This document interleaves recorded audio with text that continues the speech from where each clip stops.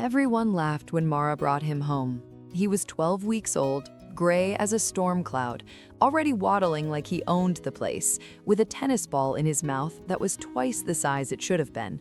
Her neighbor laughed, her brother laughed, her coworker sent liability articles. That was 2 years ago. Nobody is laughing now. The day Mara Collins carried a Cane Corso puppy through her apartment door, her neighbor stopped in the hallway and laughed. Not a polite laugh, a full, extended, you have lost your mind laugh. The puppy was 12 weeks old, gray as a storm cloud, and already the size of a medium watermelon with legs. He had a tennis ball in his mouth that was comically too large for his face. His paws were the size of a grown man's fist. His ears flopped, his wrinkles folded over themselves in every direction. He waddled with the confidence of something that had not yet been informed it was supposed to be intimidating.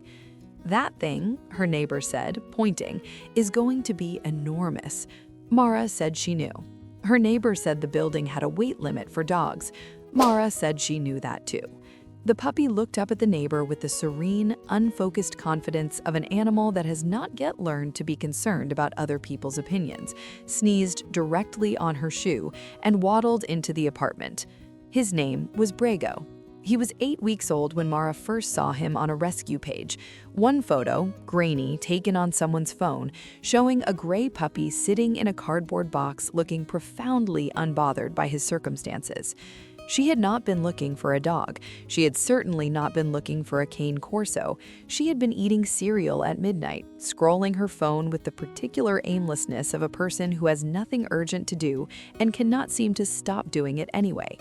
She drove 4 hours the following Saturday to pick him up. The laughing started almost immediately. Her brother said she had lost her mind. Her coworker Janet, who owned 2 Pomeranians, sent her 3 separate articles about Cane Corso liability statistics. Her landlord reminded her of the building weight limit in writing. A woman at the dog park watched Brago attempt to pick up a stick that was significantly larger than he was and said cheerfully, "You know he's going to be 120 pounds, right?" Mara said she knew. What nobody mentioned in between all the knowing and the laughing was what it was actually like to raise a Cane Corso from puppyhood. They did not mention that a Cane Corso puppy carries himself with the self-possession of a much larger dog, as though his body is simply running slightly behind his sense of authority.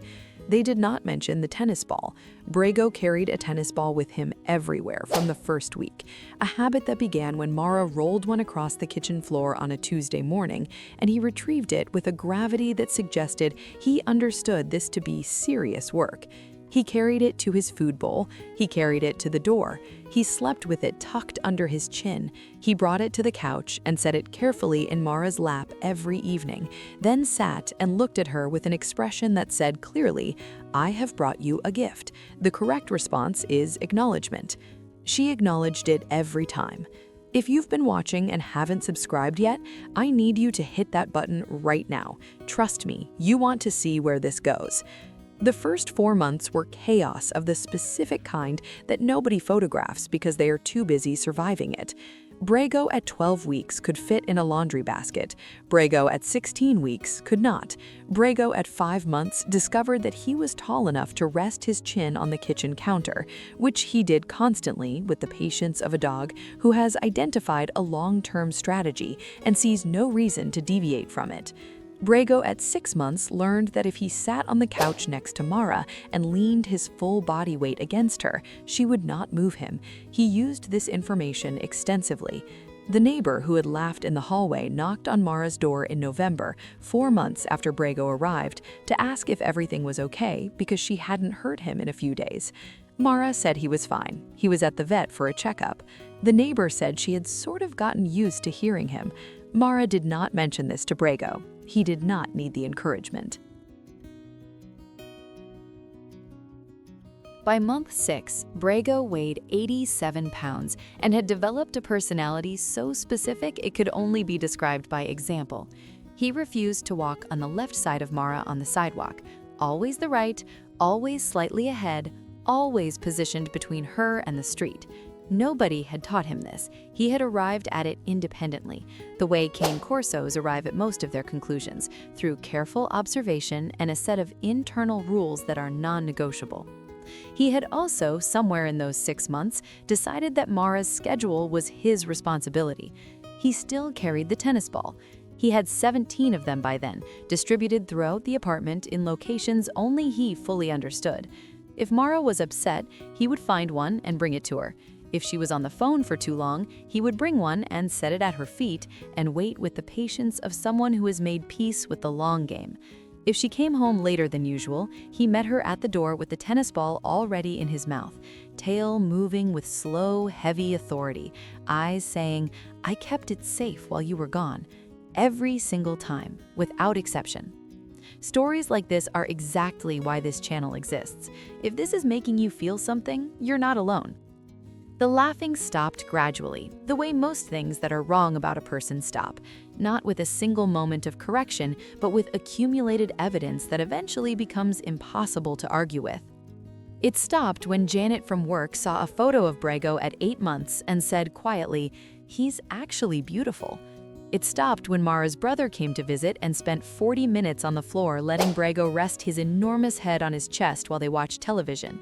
It stopped when the neighbor who had laughed in the hallway started leaving small dog treats outside her door on Fridays with a sticky note that said only for B. It stopped completely on a Thursday night in February when Mara came home from a work trip at 11:47 p.m., bone tired, to find Brago sitting at the door with a tennis ball in his mouth and his whole body vibrating with a happiness so uncomplicated and absolute that she sat down on the entryway floor and let him climb into her lap, all 120 pounds of him, because some things matter more than being comfortable. She sat there for a long time. Brago did not move. He never does. He is 2 years old now. He still carries tennis balls. He still walks on her right side, slightly ahead, between her and the street. He still brings her a ball when she is sad and sets it in her lap and waits to be acknowledged.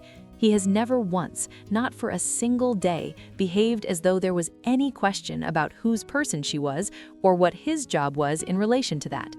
The neighbor stopped laughing a long time ago. She sends birthday cards now, to the dog.